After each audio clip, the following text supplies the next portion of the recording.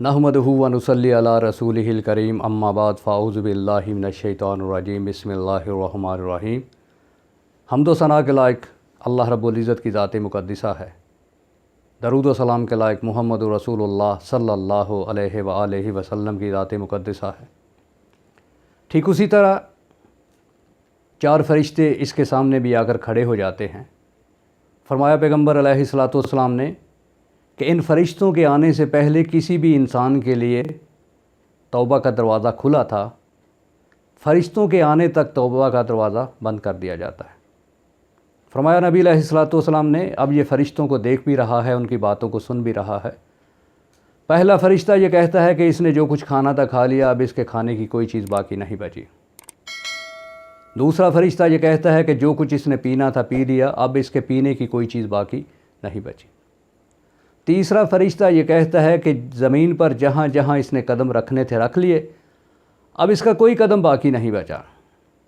और चौथा फ़रिश्ता ये कहता है कि इसने जितने सांस भी लेने थे ले लिए, अब इसका कोई सांस बाकी नहीं बचा।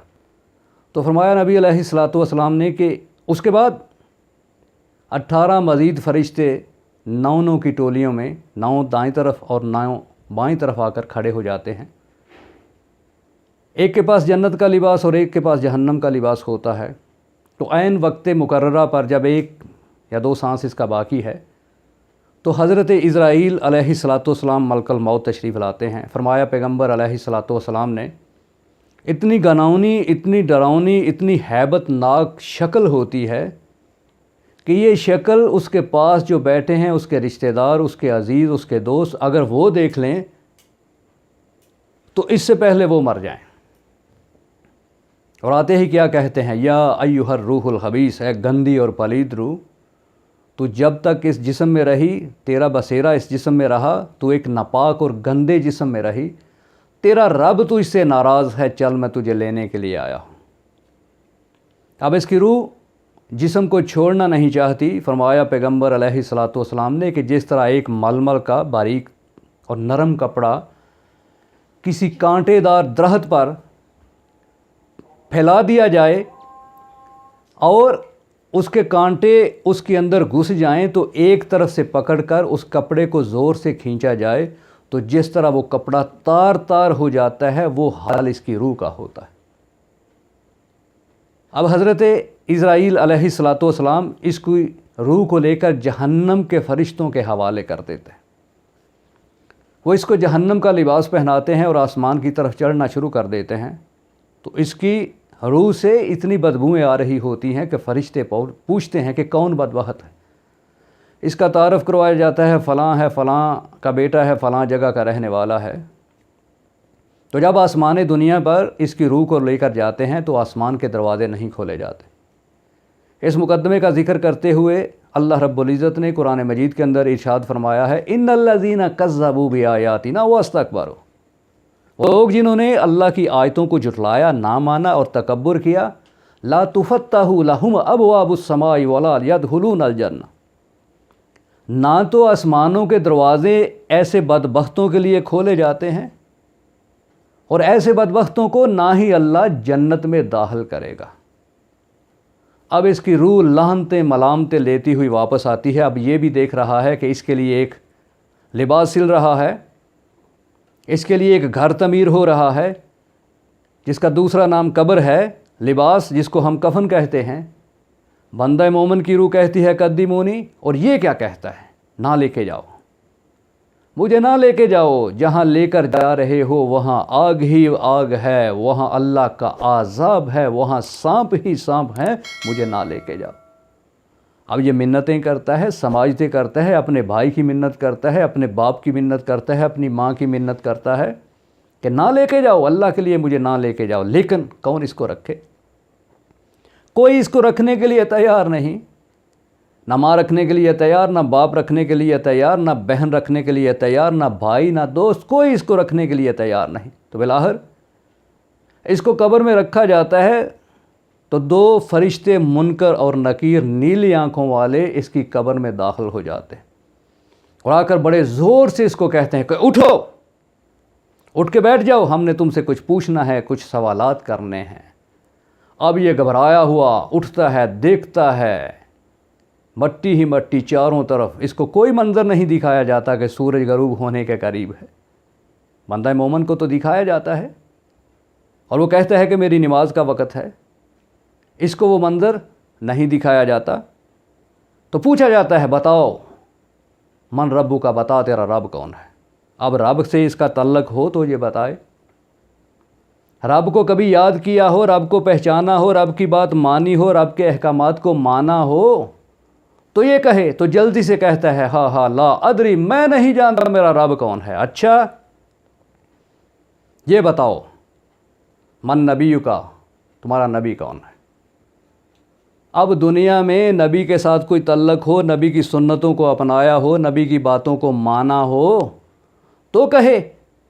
تو جلدی سے کیا کہتا ہے، ہاں ہاں لا ادری، میں نہیں جانتا میرا نبی کون ہے۔ تیسرا سوال، یہ بتاؤ ما دینو کا، تیرا دین کیا ہے۔ اب اس نے دین پہ عمل کیا ہو، دین کو سیکھا ہو، دین کی طرف گیا ہو، دین کے لیے کوشش کی ہو، دین کے لیے محنت کی ہو تو یہ کہے۔ فوراً کہتا ہے ہاں ہاں لا ادری، میں نہیں جانتا میرا دین کیا ہے۔ آواز آتی ہے، جھوٹ بولتا ہے۔ ایک دن میں 5 مرتبہ مسجد سے اس کو آواز آتی تھی اللہ اکبر، تمہارا رب اللہ ہے۔ اشہد اللہ الہ الا اللہ، اس کو بتایا جاتا تھا تمہارا دین جو ہے وہ لا الہ الا اللہ ہے۔ اشہد ان محمد الرسول اللہ، اس کو بتایا جاتا تھا، کہا جاتا تھا کہ تمہارے پیغمبر محمد الرسول اللہ صلی اللہ علیہ وآلہ وسلم ہے۔ تو یہاں ایک بات جو میں آپ کے گوش گزار کرنا چاہتا ہوں، بتانا چاہتا ہوں کہ قبر میں جو سوال ہیں، تمہارا دین کیا ہے، تمہارا رب کیا ہے، تمہارے نبی کون ہیں، وہاں یہ نہیں پوچھا جائے گا تمہارا امام کون ہے، یہ نہیں پوچھا جائے گا تمہاری فقہ کون سی ہے۔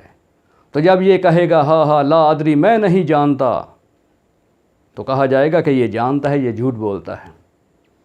اور جب یہ کہا جائے گا کہ 5 وقت تجھے بتایا جاتا تھا تو پھر یہ کیا کہے گا، بندہ مومن تو کہے گا کہ ہاں میں جانتا ہوں، میں نے قرآن پڑھا تھا، میں نے پیغمبر علیہ الصلوۃ والسلام کا فرمان پڑھا تھا، مجھے پتہ چلا میرا رب اللہ ہے، میرے پیغمبر نبی علیہ الصلوۃ والسلام ہیں اور میرا دین اسلام ہے۔ اور یہ کیا کہے گا، جس طرح لوگ کہتے تھے میں بھی تو اسی طرح کہتا تھا۔ اچھا اب اللہ رب العزت حکم دیں گے کہ اس کے لیے جہنم کا بستر بچھا دو، جہنم کا لباس اس کو پہنا دو، جہنم کی طرف سے ایک کھڑکی اس کی قبر میں کھول دو۔ اور فرمایا پیغمبر علیہ الصلوۃ والسلام کی مقدس ذات نے، بندہ مومن کی قبر کو حکم دیا جاتا تھا کہ جہاں تک اس کی نظر جاتی ہے کھل جاؤ۔ اب زمین کو کیا حکم مل رہا ہے اپنے رب کی طرف سے؟ تو رب تعالیٰ فرماتے ہیں کہ اے قبر، میرا ایک نافرمان، میرا ایک باغی تمہارے اندر آ چکا ہے، اس پر تنگ ہو جاؤ۔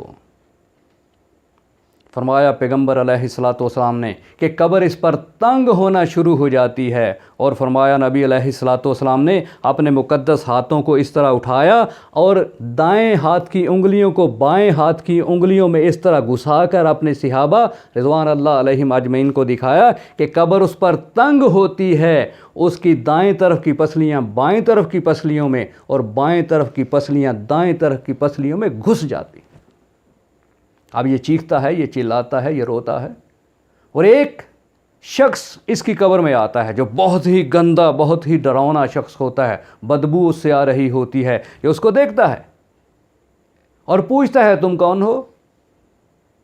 تم سے تو بھلائی نظر ہی نہیں آ رہی، خیر تو نظر ہی نہیں آ رہی۔ تو وہ کہے گا میں وہ تمہارا عمل ہوں جو دنیا میں تو کیا کرتا تھا۔ تو فرمایا پیغمبر علیہ الصلوۃ والسلام نے قبر اس پر تنگ کر دی جاتی ہے، یہ روتا ہے، چیختا ہے، چلاتا ہے، جہنم کا بستر بچھ گیا، جہنم کا لباس پہنا دیا گیا، جہنم کی طرف سے ایک کھڑکی اس کی قبر میں کھول دی گئی جہاں سے گندی بدبودار ہوائیں اس کی قبر میں آنا شروع ہو جاتی ہیں۔ اور اللہ رب العزت فرماتے ہیں کہ جب تک یوم محشر نہیں تمہارا یہی حال ہوگا، اسی طرح پڑے رہو۔ اور یہ اس آدمی کا انجام ہے جو اللہ کا نافرمان ہے۔ میری بات کی سمجھ آئی ہو تو ہاں ضرور کیجئے گا۔ اپنے لیے بھی اللہ رب العزت سے دعا ہے، آپ سب دوستوں، بزرگوں، ساتھیوں اور سننے والوں کے لیے بھی اللہ رب العزت سے دعا ہے کہ اللہ تبارک و تعالی ہم سب کو صحیح دین کو سمجھنے اور اس پر عمل کرنے کی توفیق عطا فرمائے۔ وآخر دعوانا ان الحمد للہ رب العالمین۔